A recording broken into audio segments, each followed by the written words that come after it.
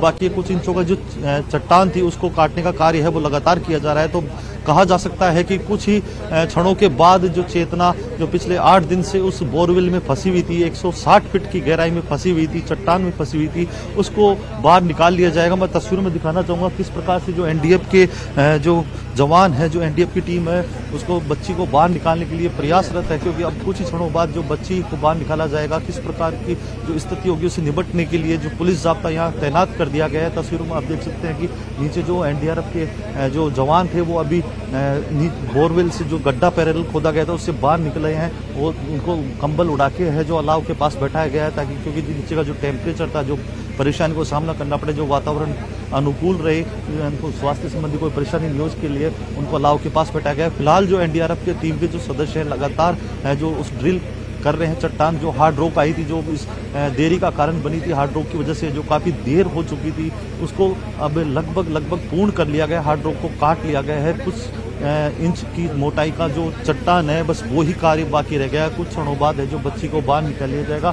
लगातार जो पिछले 8 दिन से जो एनडीआरएफ के अधिकारी, एसडीआरएफ के अधिकारी, तमाम जो प्रशासनिक अधिकारी हैं, यहाँ डटे हुए थे, क्योंकि बालिका लगातार जिंदगी और मौत की जंग लड़ रही थी। उसको बाहर निकालने का जो प्रयास किया जा रहा था, शायद वो अब पूरा होने वाला है। कुछ क्षणों बाद बच्ची यहाँ से बाहर निकाली जाएगी और उसको एम्बुलेंस के जरिए है जो जिला अस्पताल ले जाएगा। या एम्बुलेंस को तैनात कर दिया गया है, मेडिकल टीम को भी अलर्ट कर दिया गया है, साथ ही पुलिस कर्मियों को चारों तरफ है तैनात कर दिया गया, क्योंकि जब लोगों को ये लगने लगा, लोगों तक ये सूचना पहुंच गई है कि अब कुछ क्षणों बाद ये रेस्क्यू ऑपरेशन पूरा हो जाएगा, बच्ची को बाहर निकाला जाएगा, तो लोगों की भीड़ भी शायद जुटना चालू हो गई है। तो लोगों की भीड़ यहाँ नहीं पहुंचे, किसी प्रकार की डिस्टर्बेंस नहीं हो, उसको लेकर पुलिस कर्मियों को तैनात कर दिया गया है, ताकि जो ग्रामीणों को उस मौका स्थल से दूर रखा जा सके।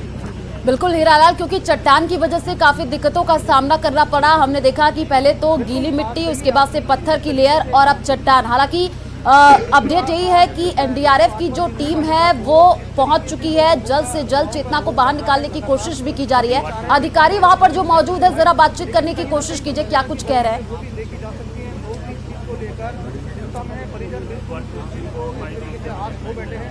लंबा समय हो गया बालिका के। हीरालाल, आवाज पहुंच रही है आप तक?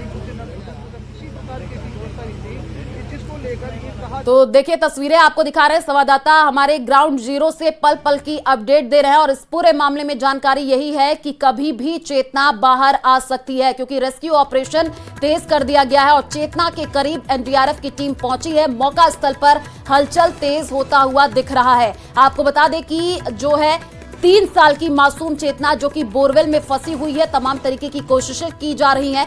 रेस्क्यू टीम वहां पर मौजूद है, अधिकारी भी मौके पर मौजूद है और जल्द से जल्द चेतना को बाहर निकालने की कोशिश की जा रही है। कोटपुतली से ये बड़ी जानकारी आपको दे रहा है, जहां पर आप देखिए तस्वीरें भी दिखा रहे हैं, मशीनें वहां पर हैं, खुदाई का काम किया जा रहा है। कोशिश यही की जा रही है कि जल्द से जल्द मासूम चेतना को बाहर निकाल लिया जाए।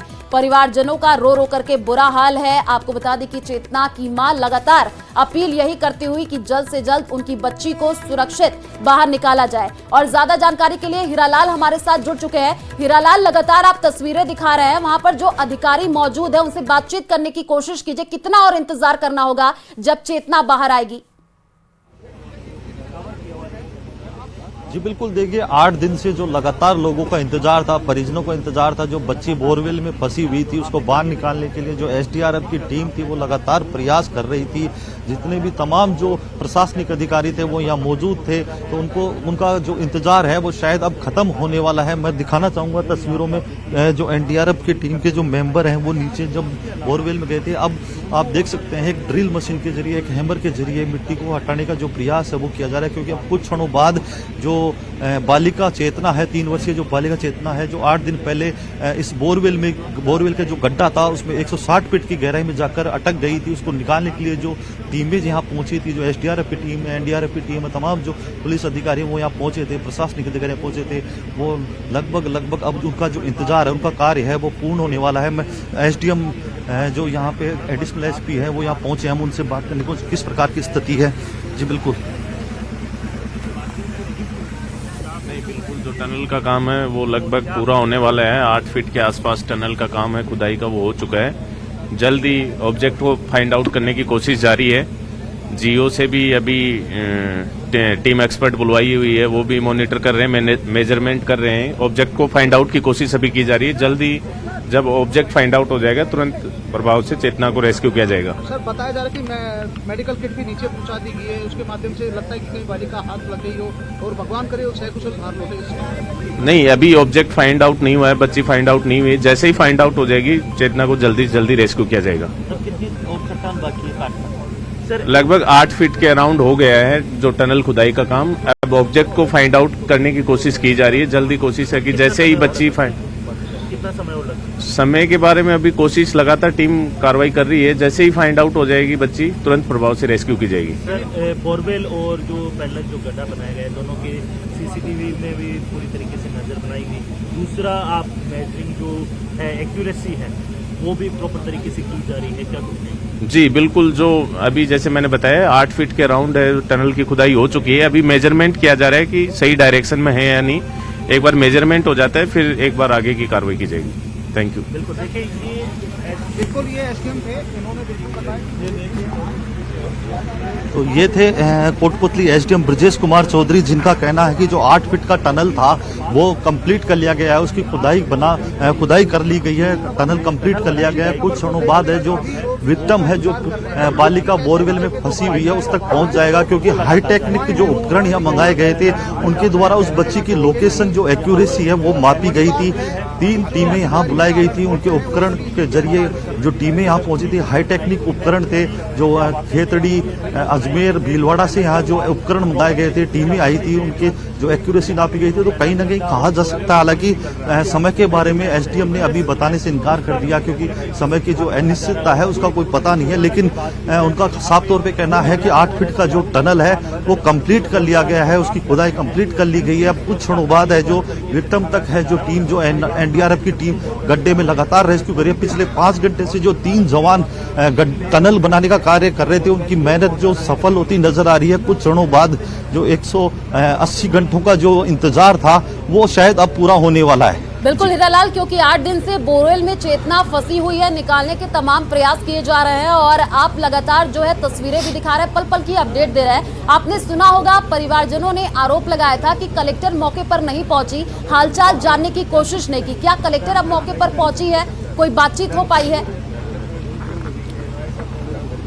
जी मैं बताना चाहूंगा कि जो न्यूज 18 की टीम है, कैमरामैन जो मेरे सहयोगी मान सिंह है, वो लगातार तस्वीरें यहाँ की जो मौके की तस्वीरें हैं अपने दर्शकों तक कैमरे के जरिए पहुंचाने का कार्य कर रहे हैं।